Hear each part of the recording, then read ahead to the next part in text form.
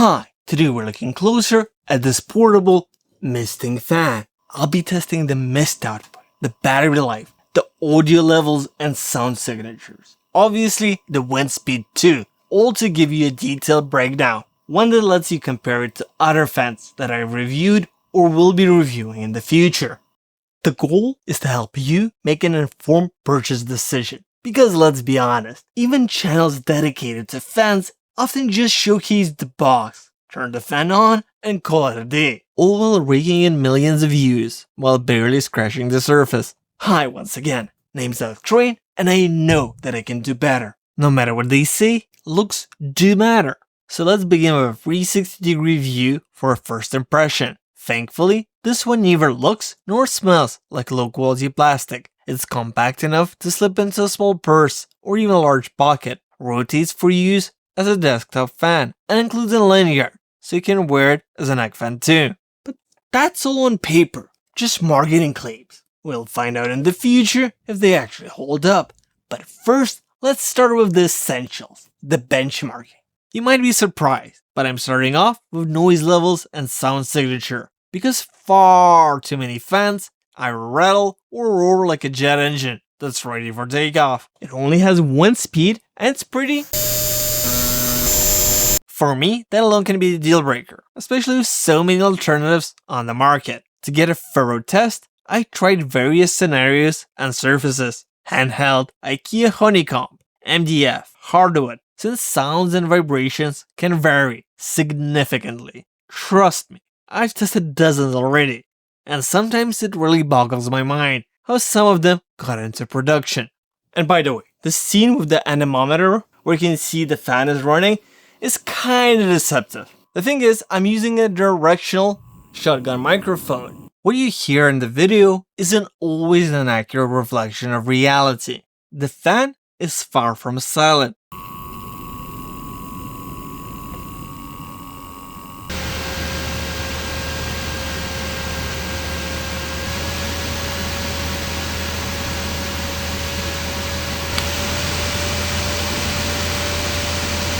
Although the numerical difference between handheld and table placed might be within the margin of error, the actual experience is noticeably different, particularly for those sensitive to sound or impacted by misophonia.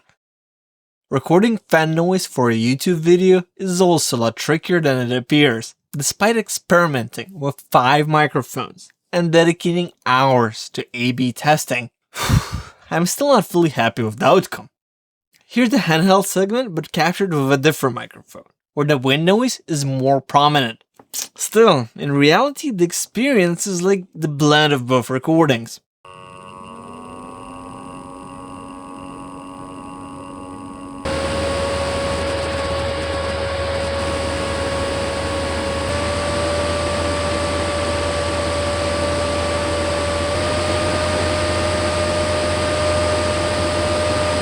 And here's an attempt to highlight the vibration sounds when the fan is placed on a surface.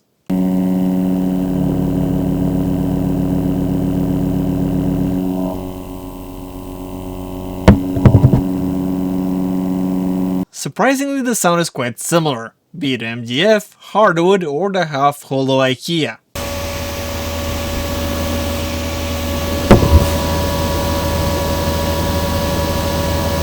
Since listening to fan noises for hours might not be the most exciting task, let's focus on battery life now. A red LED lights up during charging and remains on for 1 hour and 39 minutes before turning off once fully charged. While evaluating the battery life, I also decided to monitor for any performance drops. So I set up an anemometer, not to measure wind speed differences between the modes, but to observe any fluctuations. And as you'll notice, the duration for speeds 2 through 4 remains fairly close, whereas the first speed lasts for 2 to 3 times longer. And here I'll drag a little bit of time so you can see the results. Let's look at the airflow.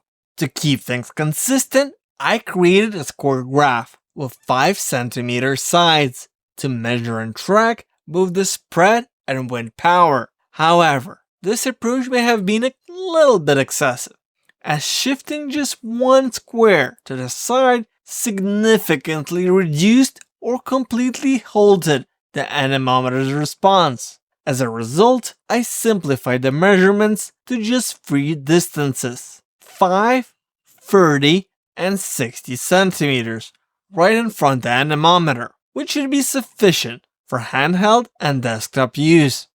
The adjustable head and well-positioned USB Type-C port suggest it could work as a desktop fan, and that's what I'd say if I hadn't tested it across various surfaces for extended periods. During the audio test, you might have noticed it wiggle away, but when I tried to recreate this under different scenarios, low battery, full battery, empty mist bottle, or full, on surfaces like glass, hardwood, IKEA furniture, and MDF, the results were inconsistent. The only surface where I consistently noticed movement was MDF, typically at speeds 3 and 4.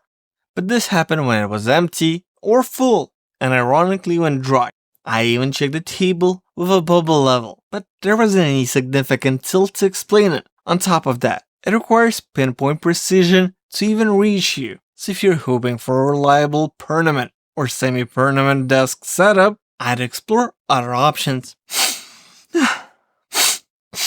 Requires an affiliate sales. But hey, that's why independent, unbiased reviews matter. So don't forget to like, comment, donate, and use my affiliate links when buying stuff to help keep these reviews going. The product is marketed as a neck fan. Both the box and the description emphasize this. And although it comes with a lanyard, it feels flimsy and raises concerns about its durability and longevity. Surprisingly, the fan head holds its position even while moving, but it only partially cools the neck and chin at best. Overall, its main advantage seems to be the convenience of going hands-free fast for quick tasks, rather than cooling as a neck fan. The mist output isn't very strong, but it's definitely refreshing. It can hold up to 25 milliliters of water if you fill it slightly past the marked line, or around 22 if you stop directly at it. So trying to pour more is totally not worth the hassle. There is no automatic shut-off when the water runs out, but the device does stop misting every 20 minutes. While the manual vaguely mentions this, it gives the impression that the entire tank empties in that time, which isn't true. In my case, it took around 116 minutes for the full tank to be used up. Before you start using the misting feature, it's really important to soak the tampon filter thoroughly. And the easiest way to do so is just by laying the fan on its side. Press and hold the top button to start the mist. If nothing comes out, just flip it upside down for a bit, and it should kick in.